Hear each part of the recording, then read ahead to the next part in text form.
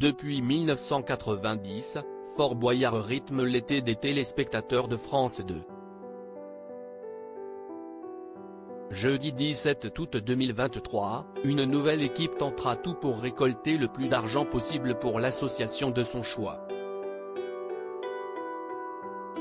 Si au cours des dernières semaines, de nombreuses personnalités se sont rendues sur le fort, celui-ci serait en danger. Jeudi 17 août 2023, dans un entretien accordé à Télévision Mag, Antoine Weber, le producteur exécutif de l'émission a déclaré « Cela fait quelques années qu'on constate que les pierres du fort bougent. En fait, elles subissent les assauts de la mer qui, avec les changements climatiques, sont de plus en plus agitées.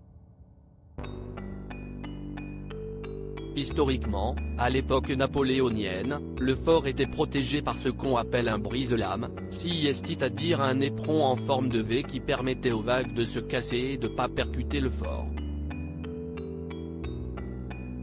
Après avoir fait savoir que le conseil départemental de Charente-Maritime avait parfaitement conscience du problème, Antoine Weber a ajouté « Sur le moyen long terme, le fort est en danger donc il faut réagir très vite. »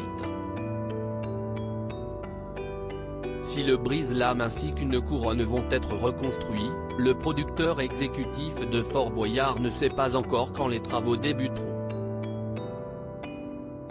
C'est un grand mystère pour l'instant puisque le bureau d'études est encore en train de tout mettre en place. Le conseil départemental aimerait démarrer le plus rapidement possible pour pouvoir éviter qu'il y ait encore de l'inflation et que cela coûte de plus en plus cher, a-t-il précisé. Chaque année, le fort a déjà droit à des petits travaux. Si tout bête la porte d'ouverture du fort, par exemple, subit elle aussi les années et il est arrivé qu'elle bloque donc le conseil départemental a payé des menuisiers et des serruriers pour pouvoir la réparer, a-t-il ajouté.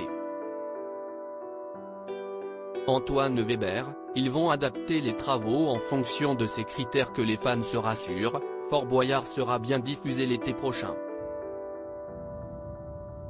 On a la chance d'avoir des interlocuteurs conscients de nos contraintes qui sont de tourner à peu près toujours aux mêmes périodes chaque année donc ils vont adapter les travaux en fonction de ces critères, a déclaré Antoine Weber, avant de glisser, on a 3-4 interlocuteurs qui comprennent parfaitement ce qu'on fait, ils viennent régulièrement sur le fort et on discute beaucoup avec eux.